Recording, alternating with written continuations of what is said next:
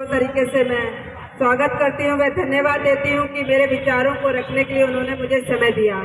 साथ ही मैं आप सभी का भी धन्यवाद करती हूँ कि आप इतनी ताकत के साथ यहाँ पे उपस्थित हमेशा जब भी मैं देखती रहती हूँ। और ये अभी नहीं, मैं पिछले 2 सालों से देख रही हूँ कि सफाई कर्मचारी जितने भी मेरे भाई हैं, जितने भी मेरे माताएं हैं, वो अक्सर त्योहारों पर मुझे किसी न किसी धरने पर नजर आती हैं।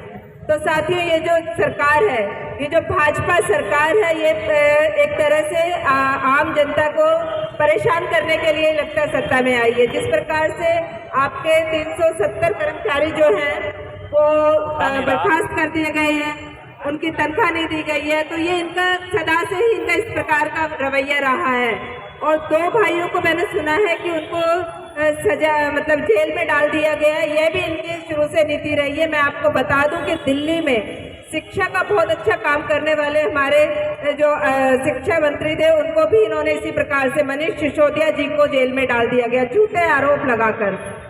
संजय भैया जो है उनको भी इन्होंने जेल में डाल दिया गया। जिस प्रकार से अभी अपने 2 जो प्रधान थे सफाई कर्मचारियों के, उनको जेल में डाल दिया गया। इनका इतिहास रहा है, जब भी कोई आंदोलन यहाँ पे मजदूर किसान भाइयों ने खड़े किए या फिर सफाई कर्मचारी भाइयों या बहनों ने खड़े किए, इन्होंने उनको खराब करने के लिए जो उनके प्रधान थे उनके ऊपर झूठे आरोप लगाना इनकी फितरत रही है। इसीलिए हमें इनसे इन सब चीजों से घबराना नहीं है। आपने देखा कि किस प्रकार से किसान आंदोलन में 750 भाइयों की शहादत के बाद उनको उनके अधिकार मिले थे। हम ये कभी नहीं भूल सकते। गांधी जी ने जो हमें मार्ग दिखाया था, आंदोलन का रास्ता जो दिखाया था, उसका हमारे सामने जीता जागता स्वरूप है किसान आंदोलन। तो अपने आंदोलन को हमें इसी प्रकार से ताकत के साथ रखना है, एकता के साथ हमेशा रखना है।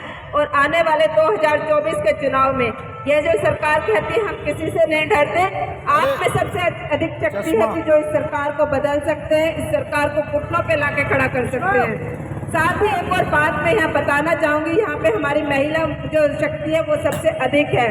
और बता दूं कि जो महिलाएं होती है उनमें कितनी ताकत होती है।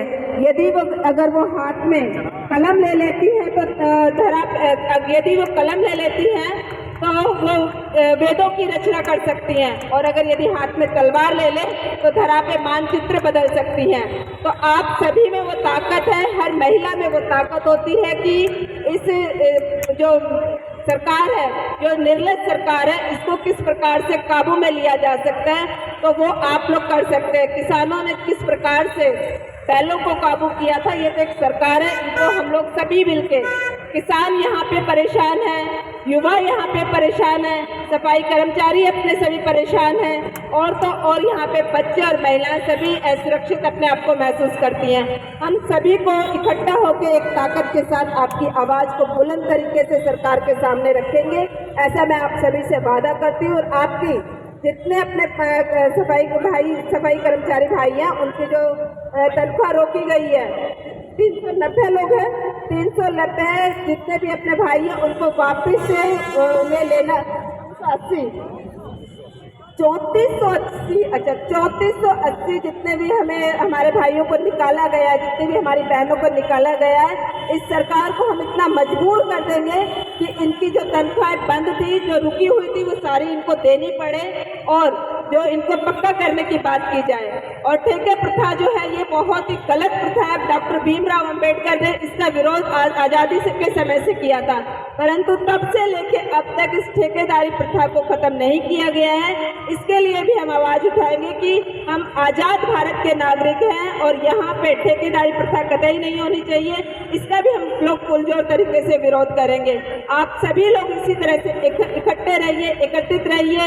एकता में बहुत ताकत होती है, बंद मुट्ठी तो लाख की और खुली तो खाक की। तो आप सभी को मुट्ठी बंद करके रखना है और अपनी ताकत को इस भाजपा सरकार को 24 के चुनाव में बताना है। मैं चाहूंगी कि आपका अधिक समय न लेते हुए आप सभी से एक नारे की गुजारिश करूंगी। आप पूरी ताकत के साथ जितनी तेज आवाज में आपका नारा होगा, उतनी तेज आवाज में इस सरकार के कानों पे जू रेंग पाएगी। इसीलिए आपसे अनुरोध है, भारी तेज आवाज में नारा लगाइएगा, भाजपा सरकार, भाजपा सरकार, हर जुल्म की टक्कर में, हर जुल्म की टक्कर में, जब जब खट्टर डरता है, अरे जब खट्टर डरता है,